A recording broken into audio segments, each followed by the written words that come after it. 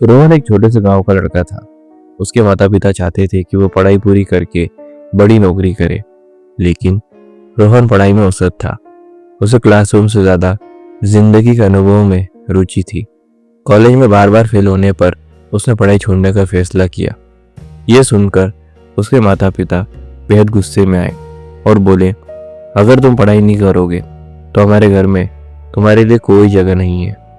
रोहन घर छोड़कर शहर की ओर चला गया। जेब में सिर्फ 500 रुपए थे और मन में असफलता का भारी बोझ।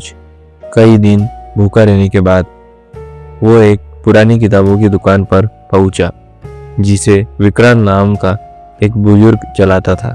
विक्रांत ने उसकी हालत देखी और पूछा, बेटा परेशान क्यों हो? रोहन ने रोते हुए कहा, मैं असफल हूँ, मेरा कोई भविष्य नहीं है। विक्रांत ने उसे बिठाया और एक पुरानी किताब दी।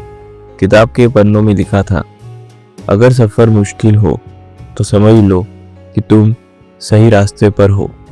फिर विक्रांत ने अपनी कहानी सुनाई। मैंने भी सब कुछ खो दिया था।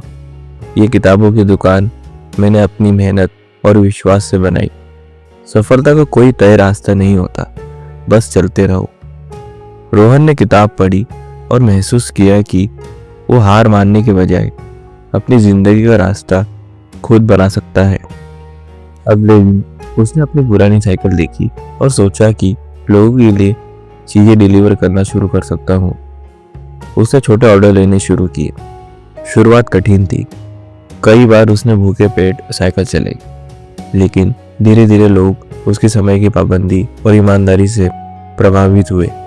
उसने अपनी कमाई का हिस्सा साइकिल की मरम्मत और बिजनेस को बढ़ाने में लगाया। कुछ सालों में रोहन का छोटा सा डिलीवरी सर्विस नेटवर्क एक बड़ी कंपनी बन गया, जो पूरे देश में काम कर रही थी। एक दिन रोहन विक्रांत की दुकान पर गया और कहा, आपकी किताब और आपके शब्दों ने मेरी जिंदगी बदल दी। विक्रांत मुस्कुराए और बोले, तुम्हारी सबसे बड़ी जीत यह है कि तुमने अकेले खड़े होकर अपनी दुनिया बनाई।